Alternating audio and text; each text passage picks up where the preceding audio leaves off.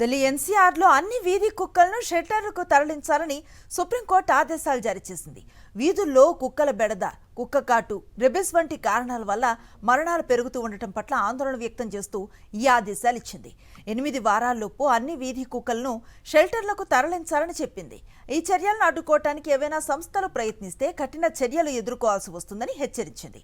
వీధి కుక్కల దాడుల వల్ల ఢిల్లీ ఎన్సీఆర్ పరిధిలో రెబిస్ మరణాల సంఖ్య పెరుగుతోందని వస్తూ ఉన్న వార్తలను పరిగణలోకి తీసుకున్న జస్టిస్ పార్థివాలా, జస్టిస్ ఆర్ మహదేవన్లతో కూడిన ధర్మాసనం ఈ విషయంపై విచారణ కొనసాగిస్తోంది. దీనిపై కేంద్ర ప్రభుత్వ వాదనలు మాత్రమే వింటామని, తమ ఆదేశాలకు వ్యతిరేకంగా జంతు ప్రేమికులు, ఇతర పార్టీలు, సంస్థలు వేసిన పిటిషన్లను విచారించబోమని స్పష్టం చేసింది.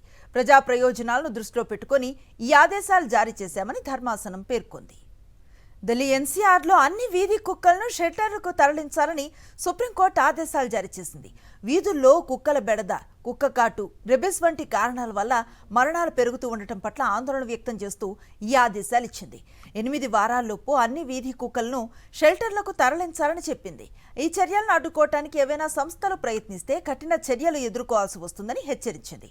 వీధి కుక్కల దాడుల వల్ల ఢిల్లీ ఎన్సీఆర్ పరిధిలో రెబిస్ మరణాల సంఖ్య పెరుగుతోందని వస్తూ ఉన్న వార్తలను పరిగణలోకి తీసుకున్న జస్టిస్ పార్థివాలా, జస్టిస్ ఆర్ మహదేవన్లతో కూడిన ధర్మాసనం ఈ విషయంపై విచారణ కొనసాగిస్తోంది. దీనిపై కేంద్ర ప్రభుత్వ వాదనలు మాత్రమే వింటామని, తమ ఆదేశాలకు వ్యతిరేకంగా జంతు ప్రేమికులు, ఇతర పార్టీలు, సంస్థలు వేసిన పిటిషన్లను విచారించబోమని స్పష్టం చేసింది.